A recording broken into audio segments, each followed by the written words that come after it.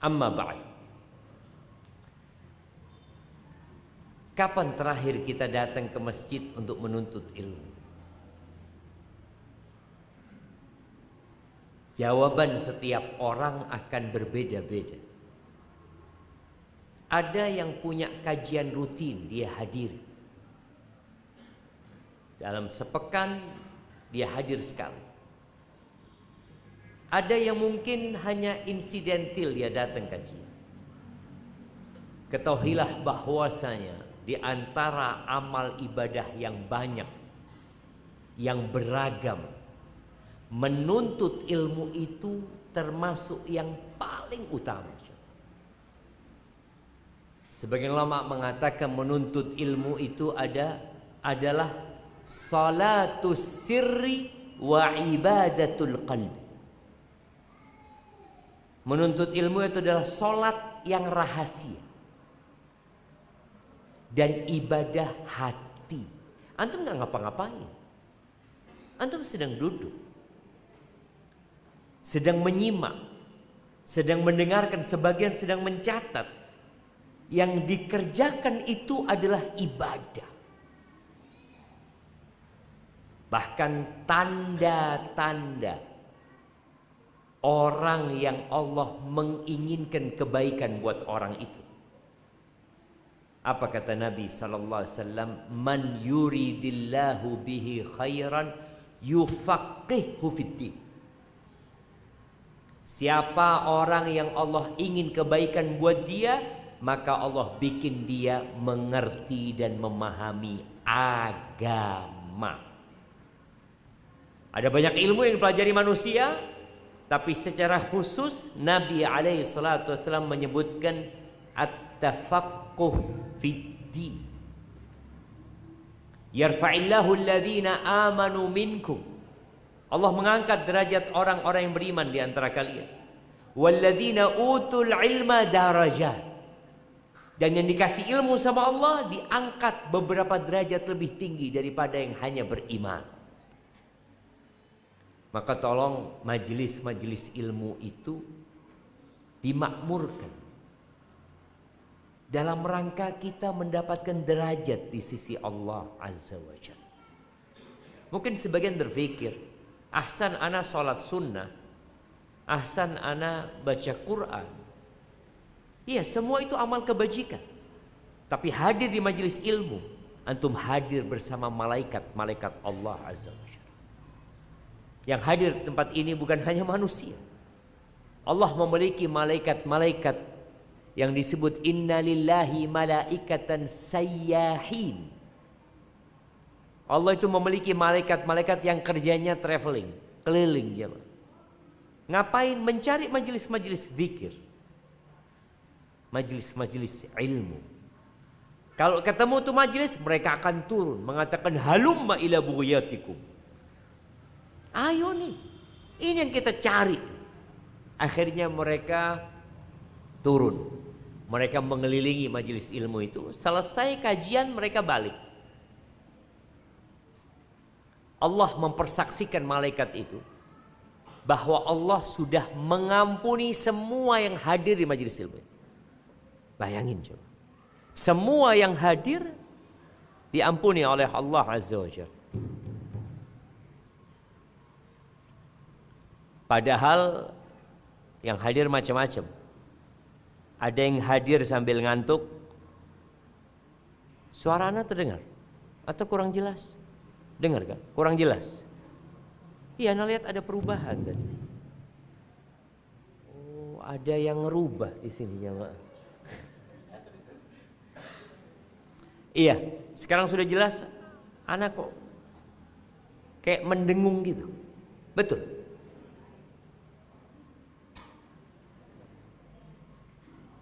Kita itu kadang-kala perlu ahli jemaah. Kalau tukang masak suruh ngurusin sound system, rosak sound system ini jemaah.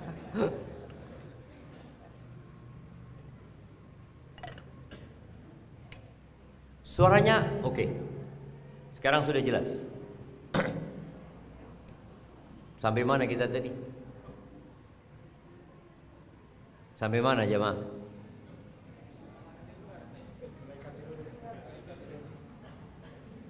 Ketika malaikat itu laporan kepada Allah Azza wa Jal, dan Allah mempersaksikan para malaikatnya bahwa semua yang hadir itu sudah diampuni dosa.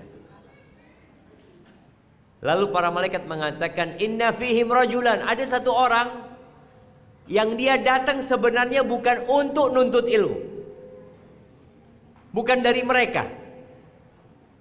Innama ya'ti li hajah, dia datang karena punya keperluan.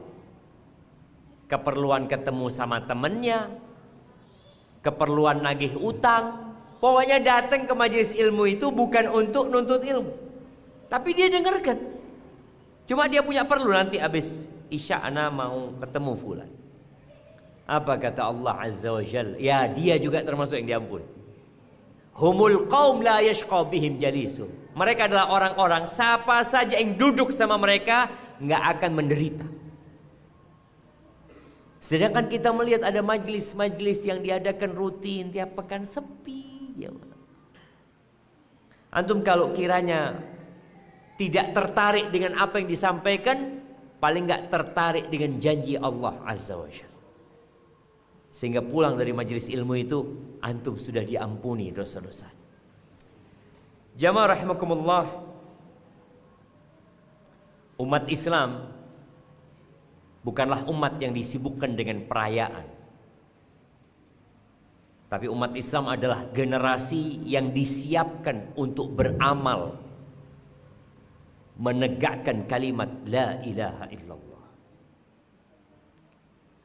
Bicara Isra Mi'raj, yang banyak diyakini bahwasanya peristiwa itu terjadi di malam 27 Rajab. Ana akan sampaikan bahwa ternyata para ulama berselisih tentang kapan terjadinya Isra dan Mi'raj. Bicara tahunnya, ada yang berpendapat setahun sebelum hijrah. Dan ini pendapat Al-Imam An-Nawawi. Ibnu Hazm mengklaim adanya ijma bahwasanya peristiwa itu 1 tahun sebelum hijrahnya Nabi Muhammad SAW. Ada yang mengatakan 5 tahun sebelum hijrahnya Rasul SAW. Terus bulannya bulan apa? Jangan bicara tanggalnya, bulannya. Ibnul Athir wa jam'un, dan banyak dari para ulama, termasuk salah satunya Al-Imam Nawawi. Al-Imam Nawawi, beliau salah satu imam dari mazhab Syafi'i, berpendapat bahwasanya itu terjadi pada Rabiul Awal. Pada bulan apa? Rabiul Awal. Qala An-Nawawi lailata 27, malam 27, tapi bukan Rajab, Rabiul Awal. Wa ala hadha jam'un minal ulama, dan ini pendapat banyak ulama. Wa qila kanat fi Rajab, ada pendapat yang mengatakan di bulan Rajab. Wa qila Ramadan, ada pendapat yang mengatakan di bulan Ramadan. Wa qila Syawal, ada yang berpendapat di bulan Syawal. Kenapa terjadi perbedaan? Karena memang nggak pernah ada diskusi di masa sahabat tentang cerita Isra Mi'raj. Mereka mungkin bertepatan dengan tanggal sekian, kita perlu kumpul-kumpul, nggak ada. Karena memperingati Isra Mi'raj itu 5 kali dalam sehari.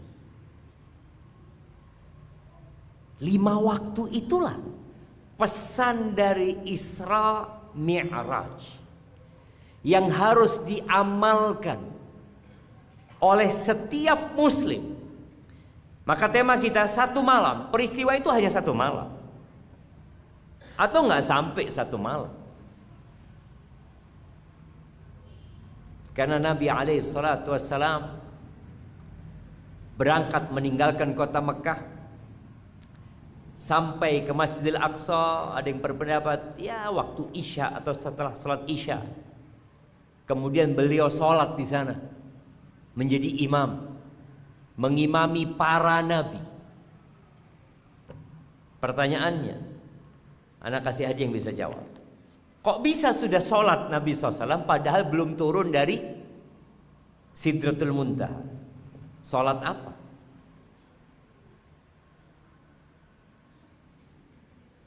Jemaah, Nabi jadi imam. Ada yang berpendapat Nabi jadi imam sholat subuh setelah turun dari Sidratul Muntaha, menjadi imam buat para nabi. Ada yang mengatakan tidak. Nabi sebelum ke Sidratul Muntaha, sebelum Mi'raj, Nabi SAW sudah sholat dan beliau menjadi imam. Dan beliau menjadi imam sebagai pertanda bahwa beliau penutup para nabi dan beliau Sayyidul Anbiya wal Mursal. Memang peristiwa Isra dan Mi'raj adalah peristiwa yang sulit diterima oleh akal orang-orang yang tidak beriman.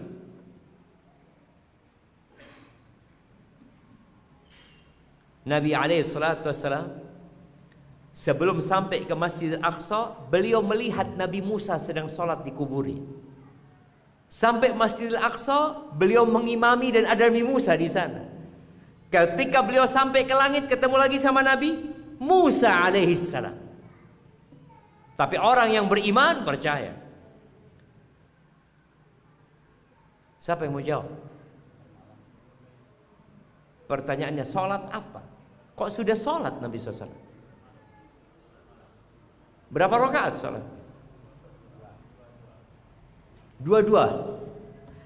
Iya, 2 rakaat aja dikatakan oleh para ulama. Ana kasih hadiah buat antum. Sholatnya sholat sunnah. Sebelum peristiwa Isra dan Mi'raj, apakah umat Islam sudah sholat? Seperti apa sholat? Siapa yang mau jawab? Angkat tangan yang mau jawab. Masih banyak hadiahnya di sini. Oke. Sholat berapa rakaat? Kapan sholatnya?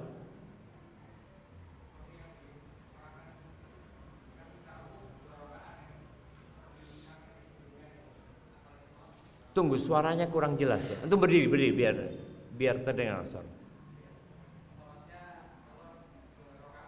Betul, sholatnya 2 rakaat. Siap, enggak? Kapan? Setiap waktu. 24 jam sholatnya. Kasihkan hadiah ulang.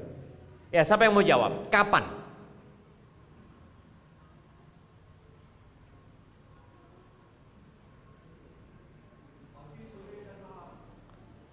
Pagi, sore, dan malam. Makan itu jamaah. Iya. Kasihkan hadiahnya kau. Salatnya itu sebelum terbitnya matahari. Jadi bukan pagi, subuh. Dan sebelum terbenamnya matahari, asar. Di surat Thaha ayat 130 Allah mengatakan wasabbih bihamdi rabbika qabla tulu'i syamsi wa qabla ghurubiha. Sebelum terbitnya matahari dan sebelum tenggelamnya matahari. 2 rakaat. Dan ada sholat malam. Tapi sholat malam ini tidak terbatas. Yang jelas 2-2. Allah Azza wa Jalla mengatakan ya ayyuhal muzammil qumil laila illa qalila. Dan Nabi SAW ketika sholat di Masjidil Aqsa menjadi imam. Dan ingat ya, Masjidil Aqsa itu bukan yang kubahnya emas. Soalnya kalau kita melihat gambar, kita berpikir kubah emas itu Masjidil Aqsa. Masjidil Aqsa itu adalah lokasi yang luasnya kira-kira 14 hektar. Jadi kalau kita ngelihat gambar itu ada benteng. Yang di situ ada kubah emas itu, kemudian ada Masjid Qibli yang dibangun di masa Umar bin Khattab ya. Ketika Umar menerima kunci-kunci Masjidil Aqsa, Umar itu sholat di depannya yang sekarang jadi kubah emas itu. Ada yang berpendapat bahwa kubah emas itu berdiri di atas batu, puncak gunung. Namanya Jabal Muria, Gunung Muria. Ada yang berpendapat juga, para ulama menyebutkan bahwa dahulu kiblatnya itu. Jadi kalau mereka sholat di dalam area yang luasnya 14 hektar itu ngadep kemana? Ka'bah belum ya? Ngadep kemana? Dikatakan ngadepnya ke situ. Dan Rasul Sallallahu Alaihi Wasallam sejak turunnya perintah sholat ini kiblatnya Masjidil Aqsa. Jadi selama di kota Mekah beliau ngadep ke Masjidil Aqsa. Hanya saja kelebihannya Nabi alaihi salatu wasallam bisa menggabungkan dua kiblat. Di mana Ka'bah, di mana Masjidil Aqsa, beliau akan cari siku atau sisi yang menghadap ke Masjidil Aqsa. Jadi dapat dua kiblat. Tapi ketika hijrah ke kota Madinah nggak bisa, karena arahnya berlawanan. Masjidil Haram ada di arah selatan, Masjidil Aqsa ada di arah utara, nggak mungkin. Dan kembali kepada sholat ini, bahwasanya kewajiban sholat sudah ada. Para nabi buktinya semua sholat, bermakmum kepada Nabi Muhammad SAW, bahwa sholatnya gerakannya kurang lebih sama. Ada berdiri, ada ruku, ada i'tidal, dan ada sujud. Dan Nabi mengimami mereka. Ahibati fillah, berkaitan dengan pesan yang seharusnya umat Islam di berbagai penjuru dunia merenungkan dan menghayati pesan tersebut. Satu-satunya amal ibadah yang disyariatkan oleh Allah di langit itu ya salat ini, di mana Nabi alaihi salatu wasallam harus berangkat meninggalkan Mekah menuju ke Masjidil Aqsa. Naik apa? Naik buruk. Anak kepingin tanya, buruk itu seperti apa? Antum. Nah,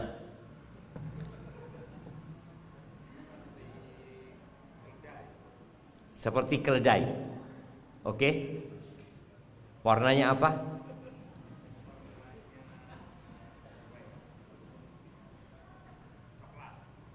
Warnanya coklat.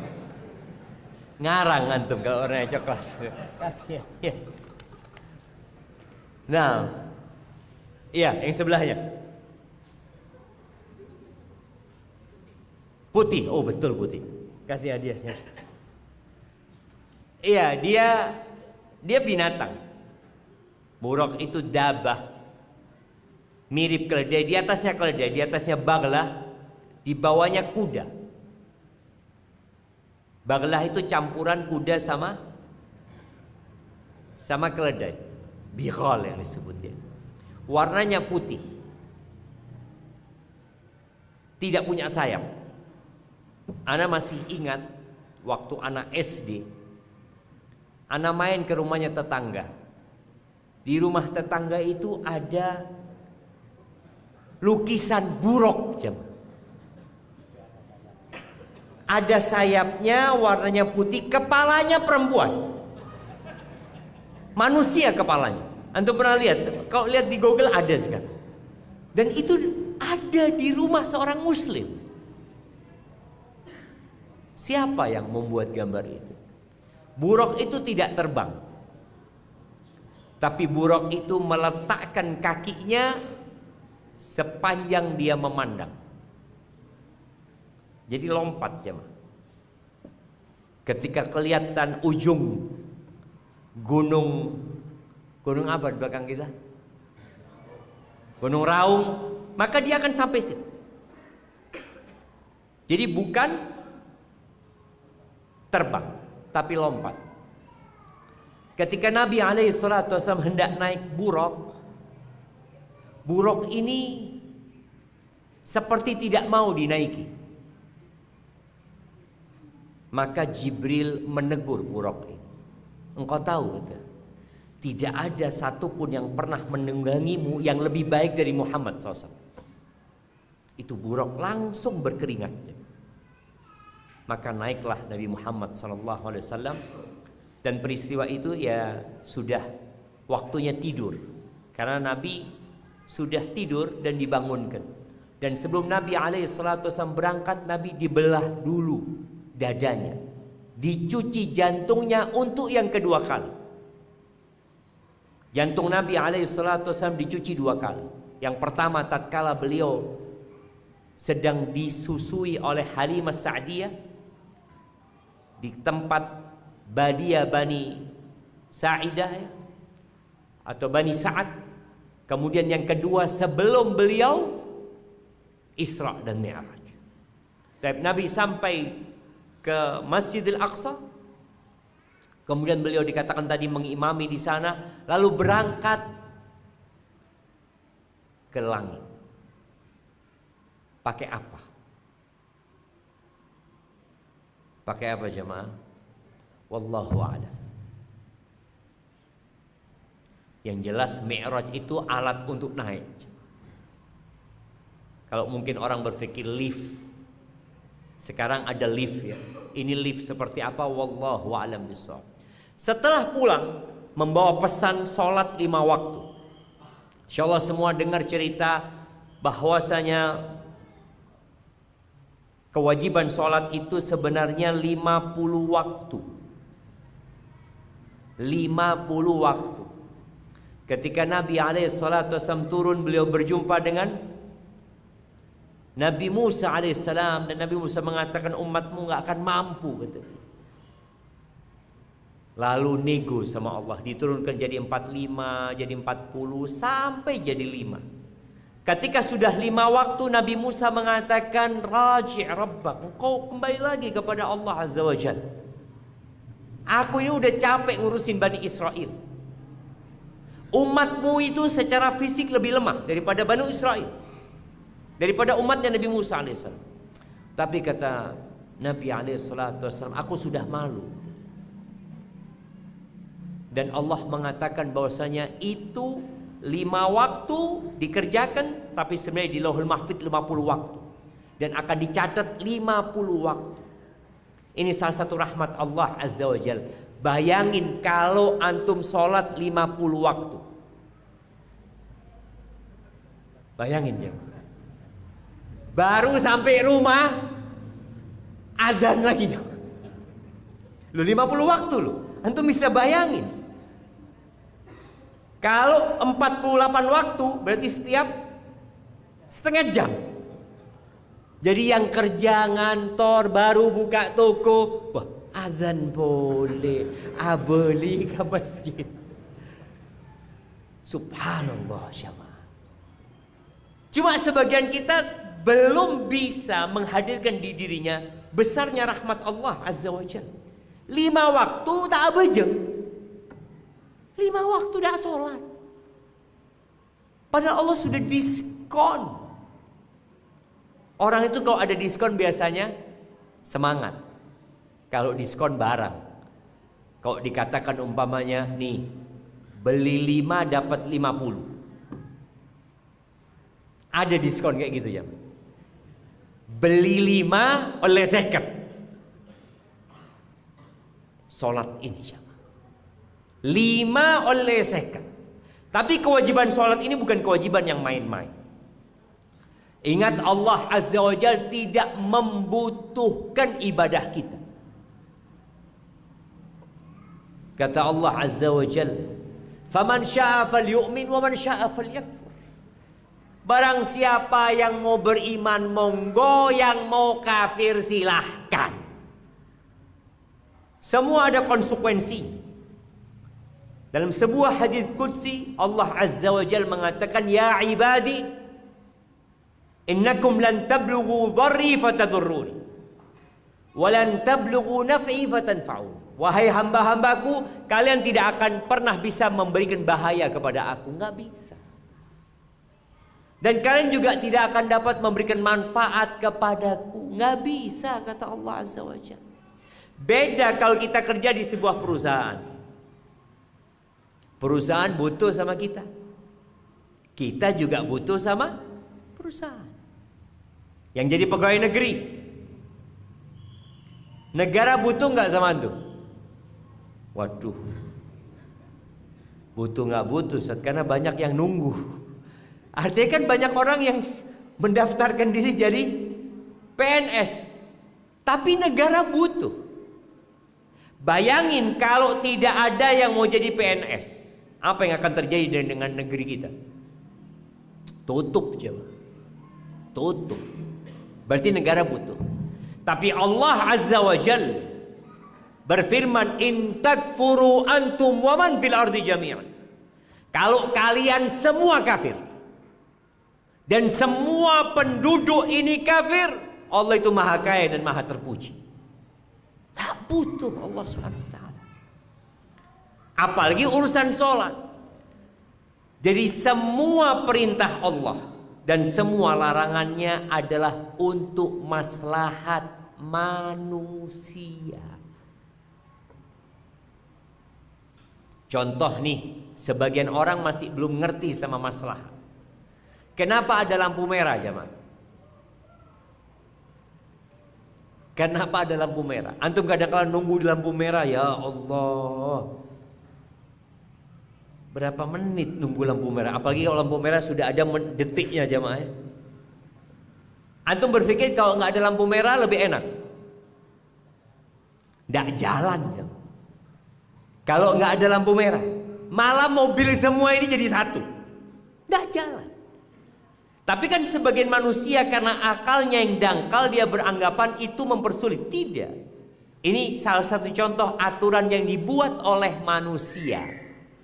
Bagaimana dengan aturan yang dibuat oleh Sang Pencipta? Manusia itu tercipta dari dua unsur.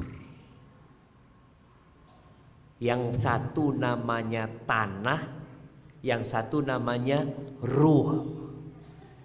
Kalau ruh ini pergi, walaupun antum ganteng, walaupun badannya antum bagus, kira-kira apa gunanya? Ada gunanya? Pak berema bi orang-orang jamaah. Mate kubur. Teka genteng, genteng nih Ustaz. Kubur. Tidak ada ruhnya. Tidak ada. Sebagian manusia sibuk memperindah tanah, lupa dengan ruh. Dan sholat ini untuk memperindah ruh. Manusia tidak akan bahagia, manusia tidak akan damai kalau dia tidak sholat. Dan Allah bikin sholat ini 5 waktu.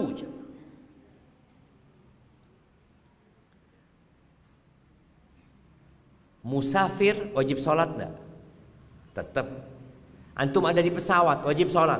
Pakun wajib. Naik kereta wajib. Naik bis wajib. Naik kapal laut wajib. Tidak ada ceritanya ambu sholat. Orang sakit di rumah sakit, opname, dia nggak bisa bergerak apa-apa, wajib sholat enggak? Wajib sholat. Ini kebutuhan ruh antum. Orang lumpuh, kedua kakinya tidak bisa digerakkan, tangannya juga nggak bisa digerakkan. Dia hanya bisa berbicara dan bermain dengan matanya. Wajib nggak sholat? Wajib. Dalam kondisi damai seperti sekarang, dalam kondisi perang, sedang berkecamuk, wajib sholat apa enggak? Tetap wajib. Karena ini berkaitan dengan ruh kita yang membutuhkan sholat.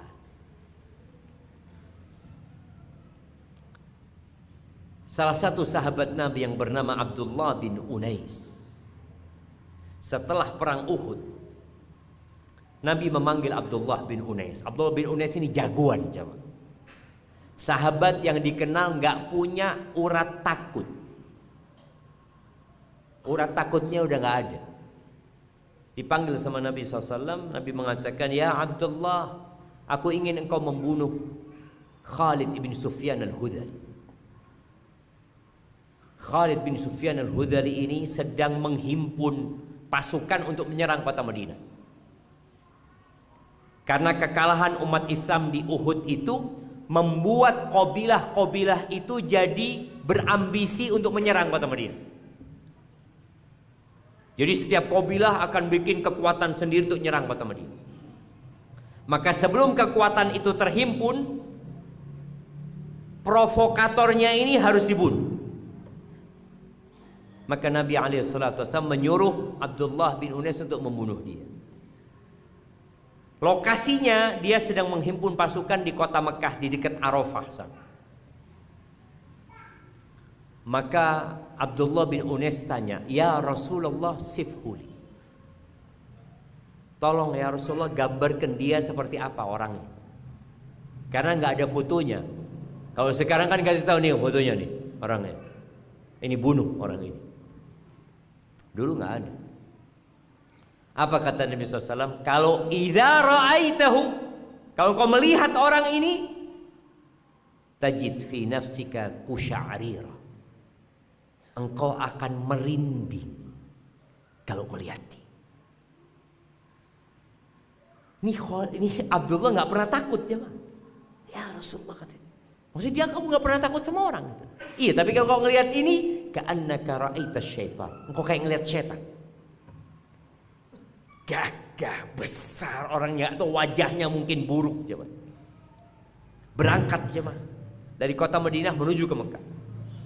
Sampailah di lokasi yang diterangkan sama Nabi SAW. Ketemu sama Khalid, dia sedang bersama para perempuan sedang mau buat tenda.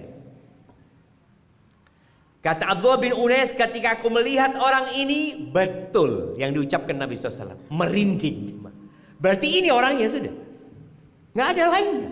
Dia nggak pernah merinding ngelihat orang, ngelihat ini merinding. Akhirnya pada waktu itu sudah masuk waktu asar, kata Khalid. Maka aku sholat dalam kondisi berjalan. Sholat dalam kondisi berjalan, takut dia nggak bisa membunuh Khalid ini nantinya. Dan proses membunuhnya mungkin butuh waktu yang cukup lama. Nanti akhirnya dia nggak sholat. Akhirnya dia sholat dalam kondisi berjalan. Ketika beliau sampai di depan Khalid bin Sufyan al-Hudhali, dia mengatakan, aku dengar engkau sedang mengumpulkan pasukan untuk menyerang orang ini. Iya, kata dia, aku mau bergabung, kata dia. Oh, ahlan wa sahlan wa marhaban. Jalanlah jamaah. Ketika jalan lagi ngobrol enak ini itu, dipenggal kepalanya. Ada riwayat yang mengatakan kepalanya dibawa ke kota Madinah, tapi riwayat itu lemah. Tapi yang jelas tadi, bagaimana sholat itu tetap dikerjakan dalam semua kondisi. Dan Allah menginginkan kemudahan buat kita. Oleh karena itu, yang nggak bisa sholat berdiri, duduk. Nggak bisa duduk, rebahan. Harus wudhu, ya harus wudhu. Yang nggak bisa wudhu, tayamum. Dan sholat ini yang pertama dihisab pada hari kiamat. Awwalu ma yuhasabu bihil abdu yawmal qiyamah as-salat. Yang pertama dihisab dari hamba ini pada hari kiamat adalah sholatnya. Kalau sholatnya benar, semua amalannya benar. Tapi kalau sholatnya nggak benar, ya udah yang lainnya berantakan. Lu Ustaz, ada fulan Ustaz, Ramadan puasa 1 bulan Ustaz, tapi sholat enggak. Ada jamaah? Lo ada. Apalagi sekarang puasa sudah jadi gaya hidup. Apa puasa yang minum saja nggak makan? IF ya? IF. Dia sudah bisa. Orang kafir pun melakukan itu. Tapi dalam agama kita, ini ibadah puasa. Dalam rangka mendekatkan diri kepada Allah, bukan dalam rangka sehat. Ada orang-orang yang di bulan Ramadan puasa tapi tak abejeng.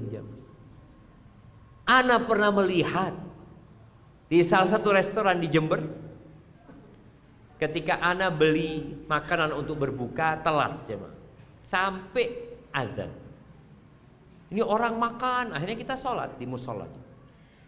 Ana tanya sama penjaganya, ini buka bersama sering? Oh sering. Terus mereka sholat maghrib? Enggak, kata dia. Sampai isya tetap makan. Iya jemaah, pakun saya ngakan. Dia berpikir puasa. Ketika sholatnya tidak benar, maka ibadah yang lainnya boleh jadi tidak benar. Oh rajin sodako, boleh jadi ria. Puasa boleh jadi hanya sekedar seneng-senengan saja. Maka sholat ini harus diperhatikan. Dan Nabi alaihi salatu wassalam ya menyebutkan bahwa sholat ini memang seumur hidup ya. Nggak ada ceritanya orang ambu sholat. Beliau alaihi salatu wassalam mengatakan bainar rajuli wa bainasyirki wal kufri tarkus shalah. Yang membedakan antara seorang dengan kesyirikan dan kekafiran meninggalkan sholat. Orang Islam itu ya sholat. Makanya dalam mazhab Imam Ahmad, orang yang meninggalkan sholat diragukan keislamannya. Bahkan diminta taubat. Kalau tidak mau sholat dibunuh. Murtad. Bayangkan. Orang nggak mau sholat dibunuh. Di mazhab Syafi'i dibunuh juga. Ada orang nggak sholat dibunuh, tapi tidak murtad sebagai hukuman saja. Kita melihat bagaimana orang Islam tapi tidak sholat. Sholat sih Ustaz, setahun 2 kali. Sholat apa? Idul Fitri sama Idul Adha kan sholat Ustaz, kata dia. Jumat, Jumatan Ustaz. Karena katanya yang meninggalkan Jumat 3 kali itu bahaya. Loh yang meninggalkan sholat 5 waktu ini yang lebih bahaya. Benih Jumatan, ini orang 5 waktu, enggak Jumatan datang. Yang lebih bahaya adalah meninggalkan sholat 5 waktu.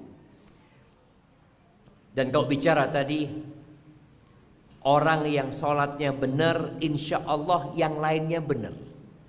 Sholat ini mencegah dari perbuatan keji dan mungkar. Di surat Al-Ankabut ayat 45, Allah Azza wa Jalla berfirman, Inna salata tanha anil fahsya'i wal munkar. Salat itu mencegah dari perbuatan keji dan mungkar. Tidak sedikit istri-istri yang mengeluhkan suaminya. Suaminya selingkuh,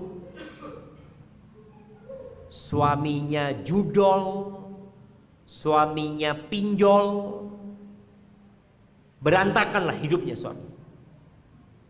Terus dia berpikir mau memperbaiki suaminya. Bagaimana suaminya berhenti main perempuan, bagaimana suaminya tidak minum. Ketika wanita-wanita ini curhat sama anak tanya pertama, sholat enggak suaminya ibu? Enggak Ustaz. Lu kalau enggak sholat, sholat yang dibenerin. Sholatnya dulu. Karena sholat ini tiangnya agama.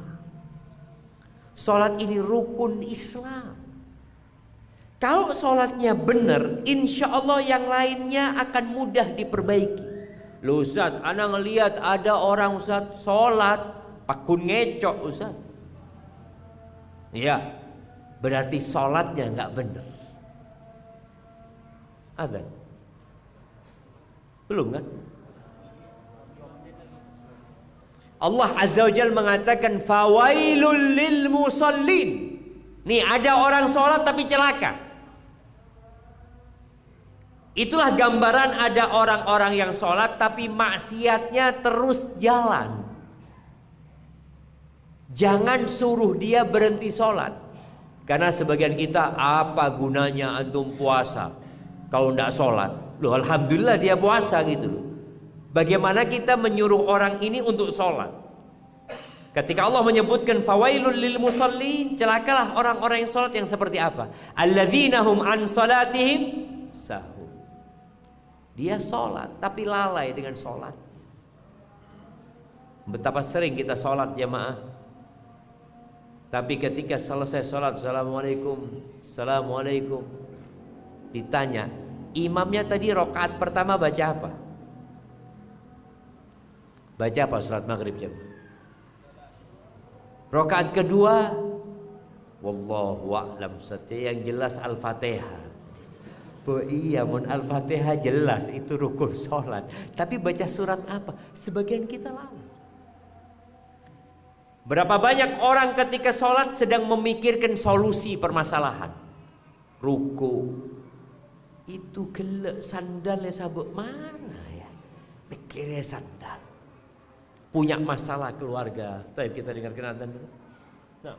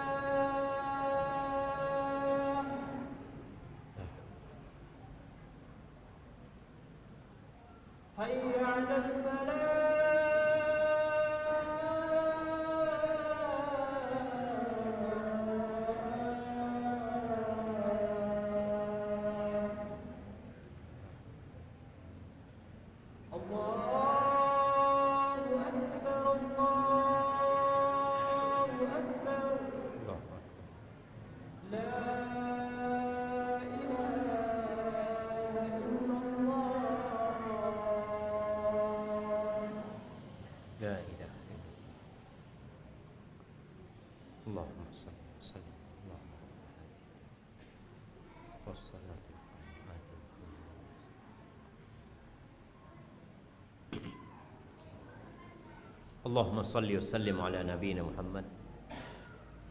Kita baru saja mendengarkan panggilan sholat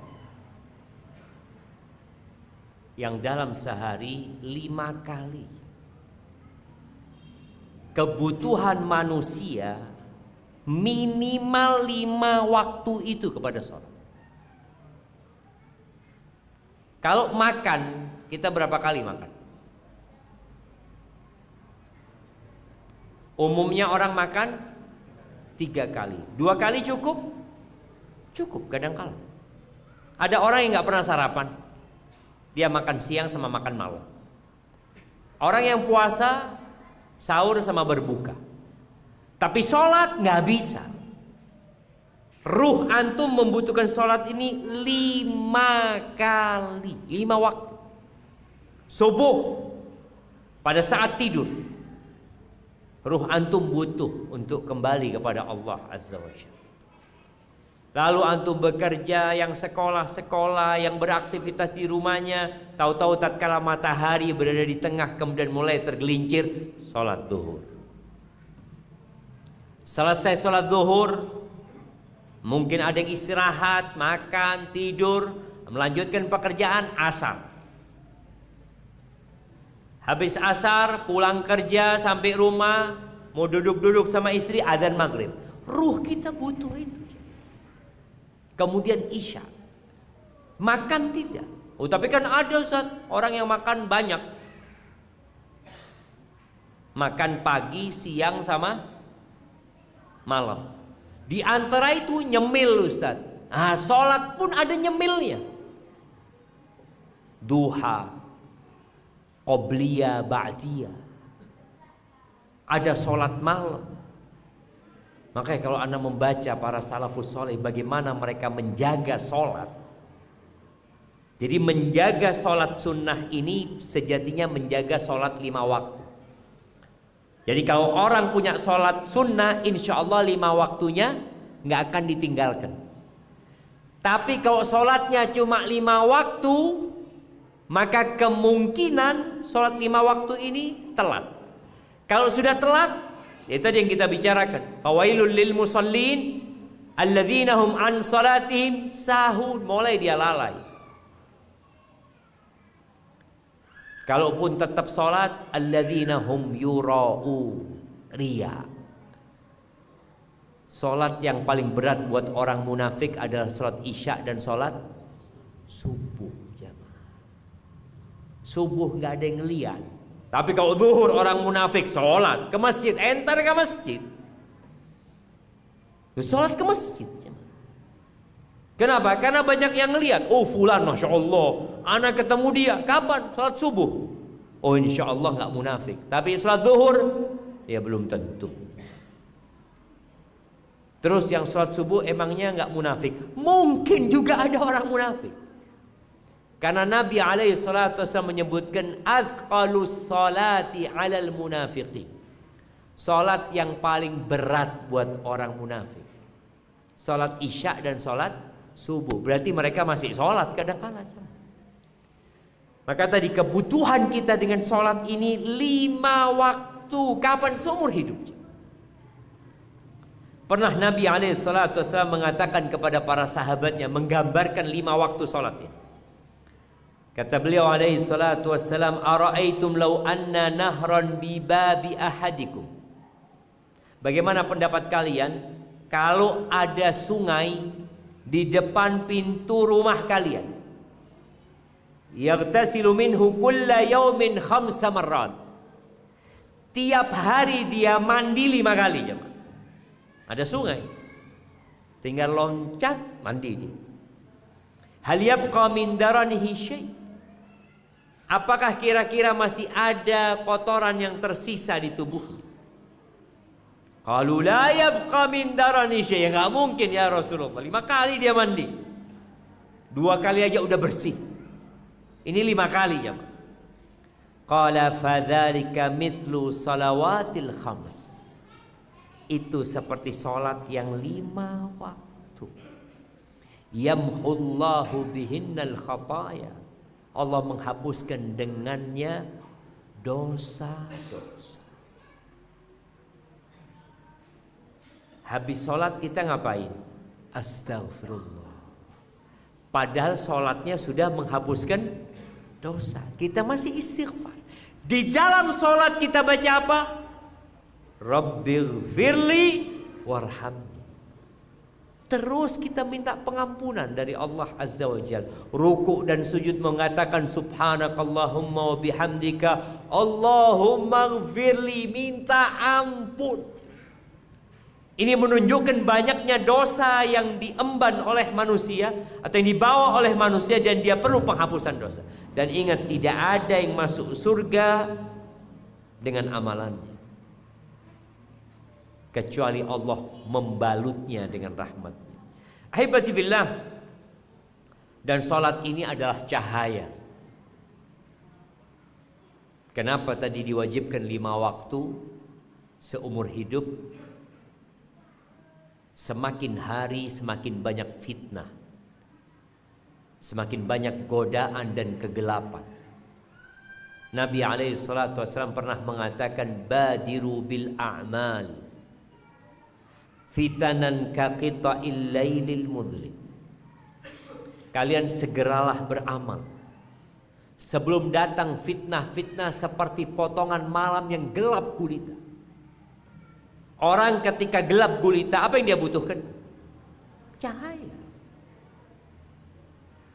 Dan cahaya itu dihasilkan dari amalan yang dikerjakan. Dan amalan yang paling mulia adalah sholat tepat waktu. Cahaya. Ketika orang menjaga sholatnya, insya Allah mati husnul khotimah. Tapi orang yang tidak menjaga sholatnya, boleh jadi dia terkena fitnah, dia nggak punya cahaya, dia tidak dapat membedakan antara yang hak dan yang batil. Bahkan syahwat dia terhadap dunia membuat dia akhirnya terjerumus ke dalam berbagai macam kumbangan kemaksiatan. Sampai kata Nabi SAW, yusbihur rajulu mu'minan wa yumsi kafiran, wa yumsi mu'minan wa yusbihu kafir. Ini orang sore harinya beriman, pagi harinya sudah murtad kafir. Pagi harinya beriman, sore harinya murtad. Kenapa? Yabi'u dinahu bi'aradin minad dunya. Dia menjual agamanya untuk mendapatkan kesenangan dunia. Nabi SAW mengatakan, wassalatu nur. Salat itu cahaya. Maka hendaklah kita menjaga cahaya yang Allah berikan. Yang terakhir, ingat, salat ini waktunya sudah ditetapkan. Inna salata kanat 'alal mu'minina kitaban mawquta. Ketika Nabi SAW pulang dari Mi'raj, dari Isra, beliau sampai ke kota Mekah. Salat yang pertama diajarkan waktunya oleh Jibril itu salat zuhur. Jadi ketika salat zuhur, Jibril datang mengajarkan kepada Nabi SAW kapan awal permulaan salat zuhur, ketika tergelincir matahari, terus asar, terus maghrib, terus isya, terus subuh. Besoknya datang lagi di waktu salat zuhur, tapi di akhir waktu salat zuhur. Kemudian di asar juga hampir akhir waktu salat asar. Maghrib juga seperti itu, isya juga, dan subuh. Lalu beliau alaihissalam, Jibril alaihissalam mengatakan waktu sholat itu di antara waktu ini. Orang yang sholat zuhur jam 9 diterima enggak jamaah?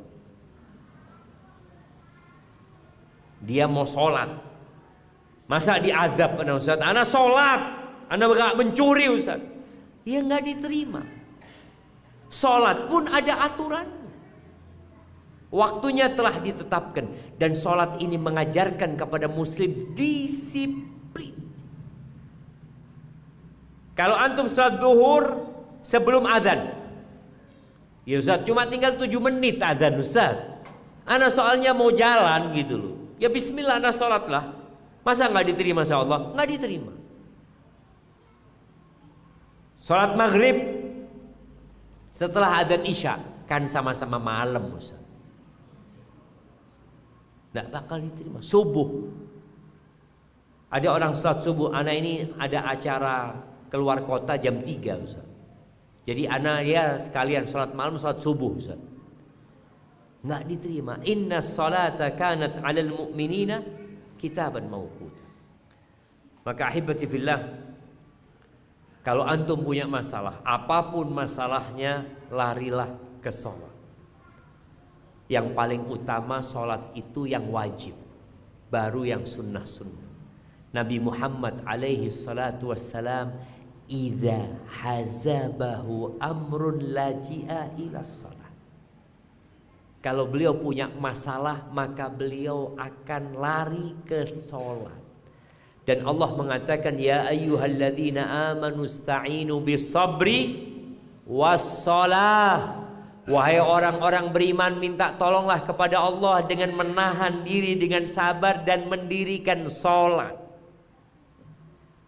Kita hidup di masa yang penuh dengan fitnah, di mana generasi mudah curhat, di mana status, bikin status, bikin status, bikin status. Engkau cukup statusmu diketahui Allah Subhanahu wa taala. Dan posisi terdekatmu dengan Allah kapan? Ketika sholat. Dan ketika sujud, disitulah engkau curhat, minta sama Allah Azza wa Jalla. Dengan cara itu insya Allah hidup kita akan lebih baik.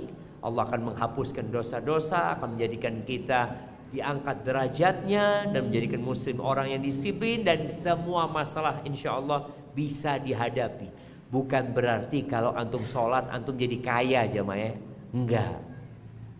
Jangan sampai ada berpikir, ana sudah sholat Ustaz, soft pertama Ustaz, tapi pakun miskin Ustaz.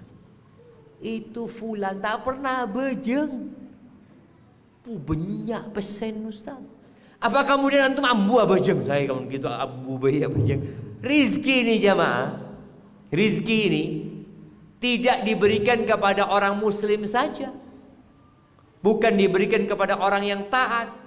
Allah berikan dunia kepada orang-orang kafir sebagai ujian buat mereka dan fitnah, yang kemudian mereka akan lupa dari mengingat Allah, lupa dari mendirikan sholat, disibukkan dengan dunia mereka. Barakallahu fiik. Itu yang dapat kita kaji pada kesempatan kali ini. Kalau sudah ada pertanyaan yang masuk, kalau tidak anak akan kasih hadiah dulu sama. Ini ada Al-Quran medis ya Pak.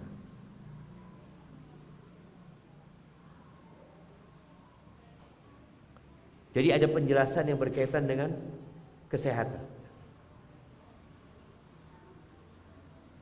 Artinya ya, di terjemahannya atau penjelasannya, ayat-ayat yang berkaitan dengan makan mungkin ya, ayat-ayat yang berkaitan mengingatkan dengan buah-buahan, dengan makanan-makanan yang sehat. Wallahu a'lam ya. Ana membaca sebagiannya ya, cuma tidak mendalami isinya secara mendalam. Semoga aman Quran ini, karena orang sekarang kadang-kala bikin Quran itu hanya berpikir untuk dijual. Makanya banyak model-model Quran terjemahan ini. Taib, ana mau kasih buat yang paling tua di sini. Ya. Yang 90 ada? Nah. 90. Enggak ada. 80. 80 berapa? Pas 80. Masya Allah. Ada yang lebih tua? Kayaknya nggak ada beliau kayaknya yang paling tua. Masya Allah. Masya Allah. Barakallahu fikum. Taib. Kemudian ana akan berikan kepada yang jarang baca Quran.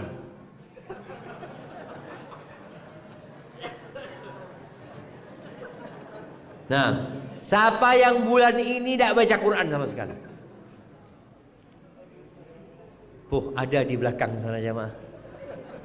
Yaitu jarang baca, di luar lagi kajiannya, tak masuk ke dalam. Iya, nggak apa-apa, kasih, mudah-mudahan dapat hidayah jamaah. Iya, kemudian ana mau kasih buat yang paling jauh jemaah.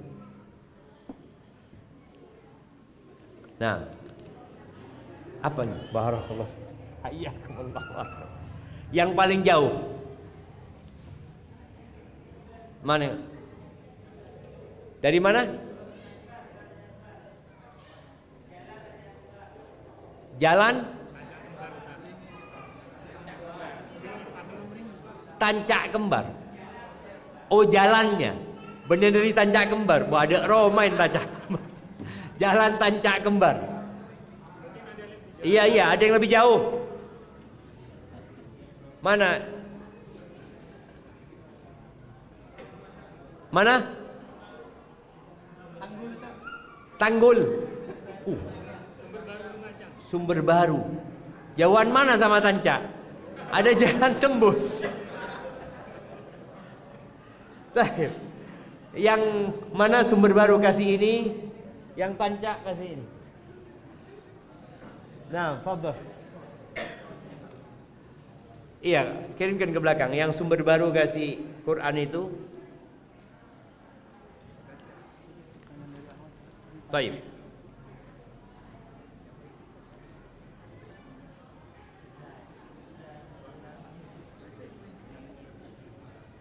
Assalamualaikum Ustaz. Izin bertanya. Kebanyakan tokoh ahlul bid'ah tidak meyakini Allah berada di atas arsy. Akan tetapi mereka meyakini Allah ada di mana-mana. Yang Anda tanyakan bagaimana hukumnya sholat di belakang mereka, karena di masjid kampung ada tokoh seperti itu yang jadi imam sholat. Sah sholatnya, sah sholatnya. Gak ada masalah kita sholat. Boleh jadi mereka ada syubhat ya. Ada orang yang sejak kecil memang hidup di masyarakat yang menanamkan hal itu.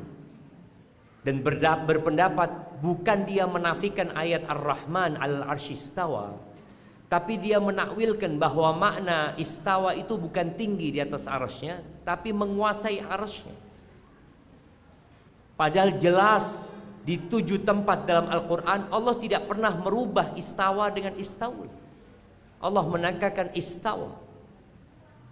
Dan Nabi SAW dipanggil sama Allah ke atas sana untuk Isra dan Mi'raj, atau Isra ke Masjidil Aqsa dan Mi'raj ke sana. Jadi kalau bicara sholat kita sah insyaallah jemaah. Mana?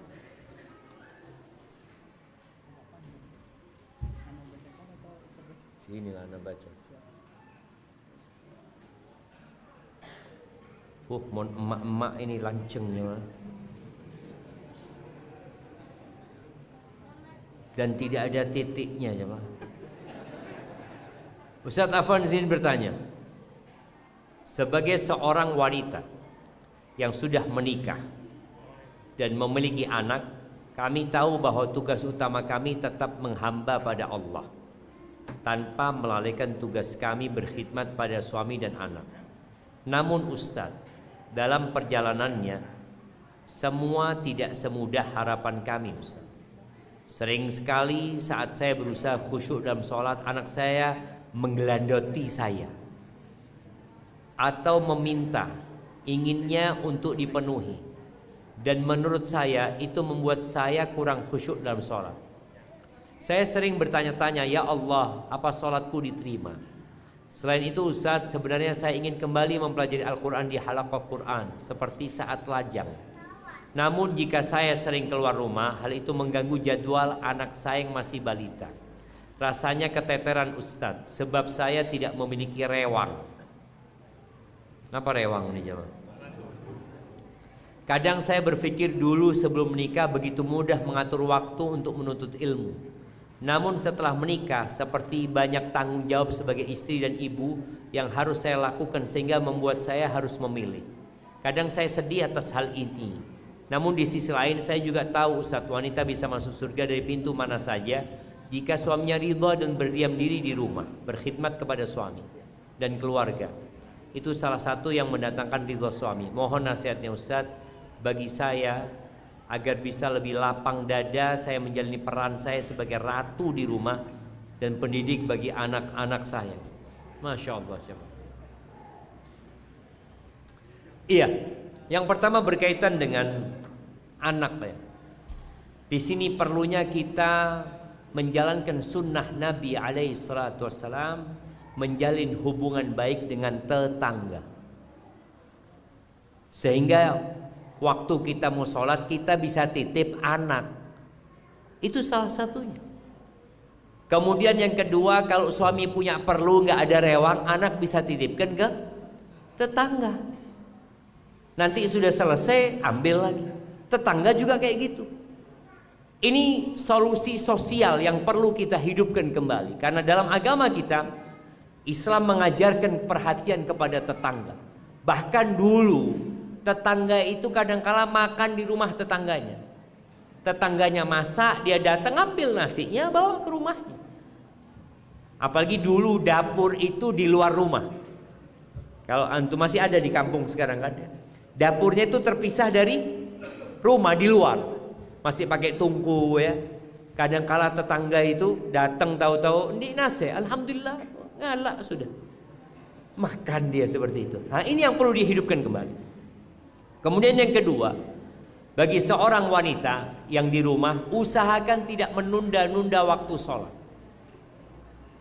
Pada saat anaknya tidur, sebagian ibu itu berpikir mau bersih-bersih, berpikir mau melakukan aktivitas yang belum dia kerjakan. Maka tolong prioritaskan sholat. Kemudian yang ketiga, berkaitan dengan anak yang gelandoti ibunya, Rasulullah SAW sholat itu kadangkala bawa cucunya. Pernah beliau membawa Umamah, dibawa jemaah sholat, jadi imam nih, digendong. Tapi pastikan anaknya suci. Maka sang ibu tadi boleh dia sholat gendong anaknya, supaya tadi kalau anaknya memang nangis dan nggak bisa ditaruh, saya sudah ditengok. Apalagi gelandoti anaknya Nabi SAW pernah sujud dibuat kuda-kudaan jemaah di masjid padahal. Sekarang membeda orang nyambi anak ke masjid, apa kata orang? Ganggu ini sampai boleh. Dulu ganggu jemaah anak-anak itu memang. Tapi karena mereka tahu ini dalam proses pendidikan, nggak ada masalah. Tapi usahakan jangan sampai ya mengganggu yang lainnya. Kalau bisa tadi ya dibawa, didekatkan dia kepada bapaknya ya. Baik, kemudian buat para wanita, pernah ada seorang tanya kepada seorang syekh. Dia mengatakan, "Syekh, kenapa aku kehilangan nikmat ibadah yang dulu aku dapatkan ketika aku masih lajang, belum nikah?" Mungkin sebelum nikah dia punya ngaji, baca Quran, punya zikir ya, punya puasa, punya sholat sunnah. Setelah dia menikah, dia kehilangan banyak ibadah-ibadah itu.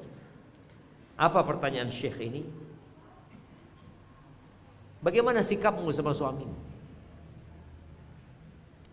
Heran perempuan ini. "Syekh, ana ngomong masalah ibadah, apa urusannya sama suamiku?"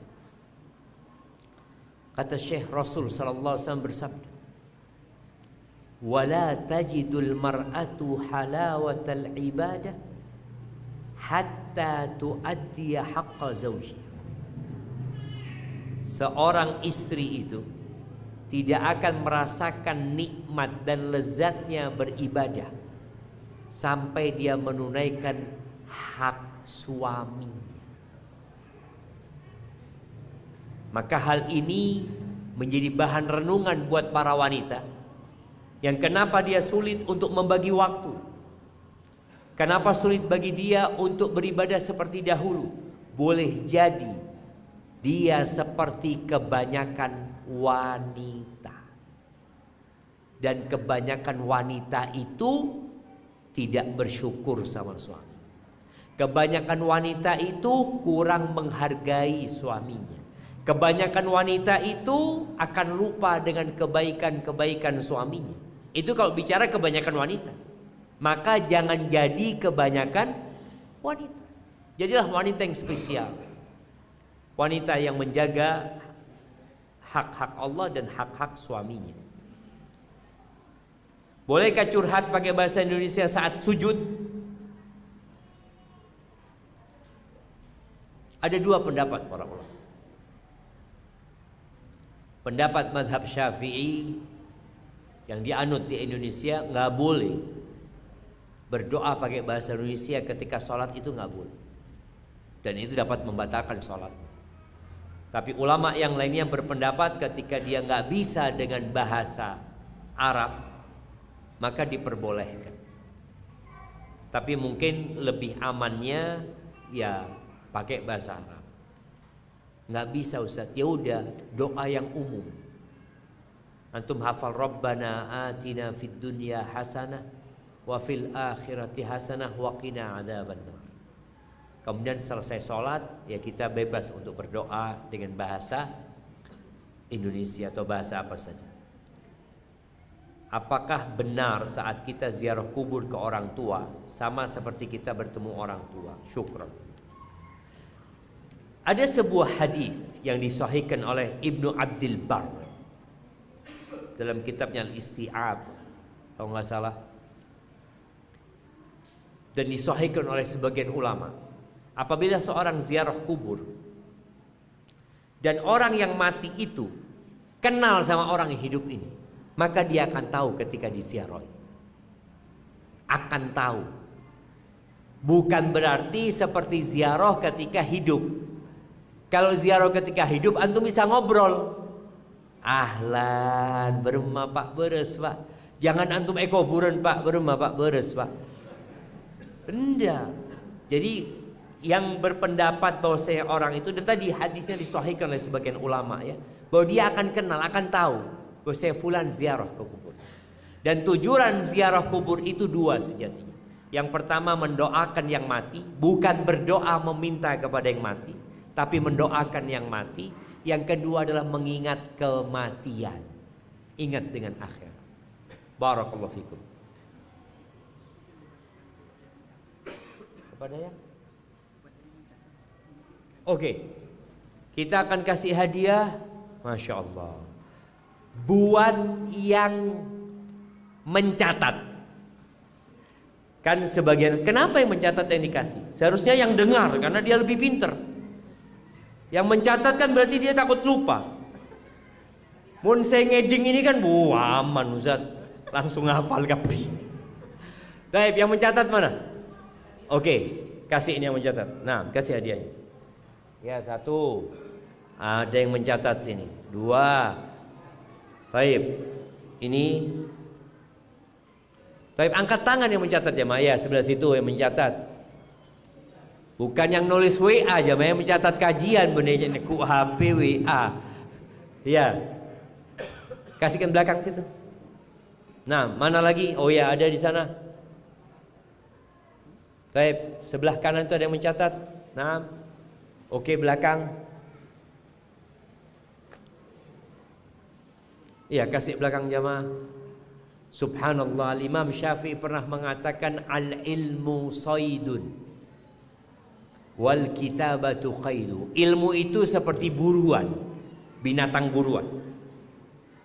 Dan mencatatnya itu udah nyampe jamaah. Sudah, semua sudah dapat yang mencatat? Ilmu itu seperti hewan buruan, dan mencatat itu seperti talinya jemaah. Qayyid suyudaka bil hibalil wathiqah. Kata Imam Syafi'i, engkau ikat hewan buruan yang sudah engkau dapatkan itu dengan tali yang kencang.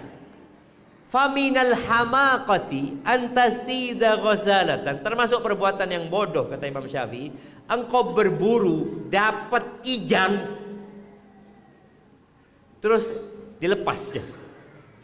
Sudah capek berburu terus dilepas. Tapi kan sekarang sudah ada rekaman Ustaz. Nanti saya akan dengarkan rekamannya. Itu jin penter orang sekarang ini jemaah. Tapi insya Allah yang mencatat dapat pahala lebih jemaah. Dia sedang mencatat dalam kitab dia yang akan dia baca pada hari kiamat nanti. Barakallahu fiik, yang benar dari Allah Azza wa Jalla, yang salah dari diri anda sendiri. Allah dan Rasul yang terbebaskan dari kesalahan itu. Bagi para jamaah yang sudah dengarkan kajian, tolong ajak orang lain untuk mendengarkan kajian. Tolong ajak mereka untuk sholat jamaah. Karena banyak orang-orang berbuat jahat disebabkan ada pembiaran dari kita. Kita tidak melakukan amar ma'ruf nahi munkar. Aqulu qawli hadza wa astaghfirullah li wa lakum wa lisairil mu'minin wal mu'minat fastaghfiruhu innahu wal ghafurur rahim. Subhanakallahumma bihamdika asyhadu an la ilaha illa anta astaghfiruka wa atubu ilaik. Assalamualaikum warahmatullahi wabarakatuh.